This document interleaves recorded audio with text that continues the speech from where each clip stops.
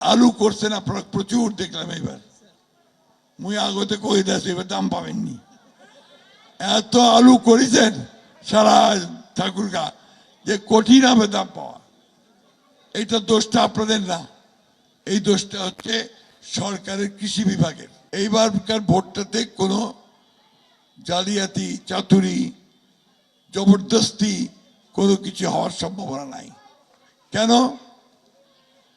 যে এখানে যে সরকারটা আছে এই সরকারটা একটা নিরপেক্ষ সরকার। প্লিজ, এই যে ভাইয়া তোমরা কথা কইলে মুই কথা কইতে পারিনি, কয় না ঠিক না, সবাই যে কথা কয় মুই কইবা পারিম। আমি তো কথা বলতে চাই আপনাদের সামনে। আজকে আমরা এখানে সবাই একসাথে হয়েছি যে আগামী 12 তারিখে আর মাত্র 6 দিন, এই 6 দিন পরেই আমাদের ভোট হবে, নির্বাচন হবে, তাই না? তো এই নির্বাচন আমরা এইবার অনেক গুরুত্ব দিচ্ছি। এই বাচ্চাগুলোকে একটু থামাতে ভাই প্লিজ। গুরুত্ব দিচ্ছি কেন? যে 15 বছর পরে আমরা একটা ভালো নির্বাচন পাচ্ছি। এর আগে 3টা নির্বাচন হয়েছে, কোনোটাতে আমরা ভোট করি নাই। একটা 18 সালে করছিলাম, ওটা আগের রাত্রে নিয়ে চলে গেছে, আর পরে আমরা সবাই তখন জেলে। 24-এর যে নির্বাচনটা হলো সেটাও ঠিক মতো হয় নাই। তো এবার পরিবর্তন হয়েছে, ছাত্র জনতার আন্দোলনের ফলে সরকার পরিবর্তন হয়েছে। আমরা এবার একটা সবাই এই দেশের নাগরিকরা সুযোগ পেয়েছি, এবার একটা সুষ্ঠু ভোট আমরা দিতে পারবো। এবং এইবারকার ভোটটাতে কোনো জালিয়াতি, চাতুরি, জবরদস্তি কোনো কিছু হওয়ার সম্ভাবনা নাই। কেন? যে এখানে যে সরকারটা আছে এই সরকারটা একটা নিরপেক্ষ সরকার। এই সরকার সুন্দর একটা ভোট করতে চায় যে ভোটের মাধ্যমে জনগণের যাকে নির্বাচন করবে তারাই সরকারটা গঠন করুক।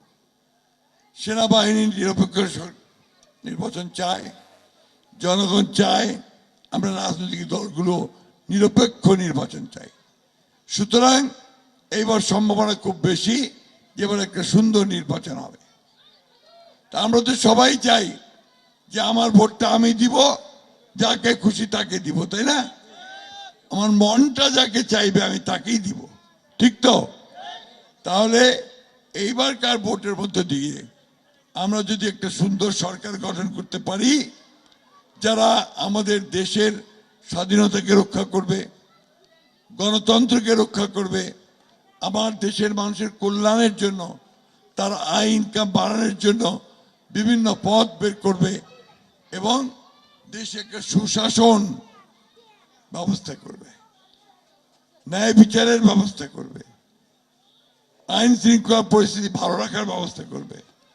আর আমরা কৃষকেরা আমরা যেন ন্যায্য মূল্যে সার, বীজ, তেল মানে এই পাম্পের তেল, তাই না, বা পানি পাই, তার ব্যবস্থা করবে। আর ফসলটা ফলার পরে আমরা যেন সেটা ন্যায্য দামে বিক্রি করতে পারি, ন্যায্য দাম পাই, সেইটা করতে হবে, তাই না? এই আলু করছেন আপনারা প্রচুর দেখলাম। এবার মুই আগতে কই দেশ এবার দাম পাবেননি, এত আলু করেছেন সারা ঠাকুরগা যে কঠিন হবে দাম পাওয়া। এইটা দোষটা আপনাদের না, এই দোষটা হচ্ছে সরকারের কৃষি বিভাগের। তাদের উচিত ছিল আপনাদের আগে থেকে বলা যে ভাই এইবার আলু বেশি করিও না, দাম পাই যাবে নি। ভুট্টা করছেন আপনারা সব, তাই না? ভুট্টাতে দাম পাওয়া যায়, কারণ ভুট্টার চাহিদাটা সবসময় থাকে।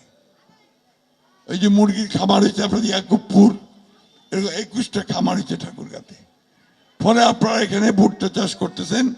এই ভুট্টার চাষটাও কিন্তু আমরা নিয়ে আসছিলাম ভাই, মনে আছে কিনা আপনাদের?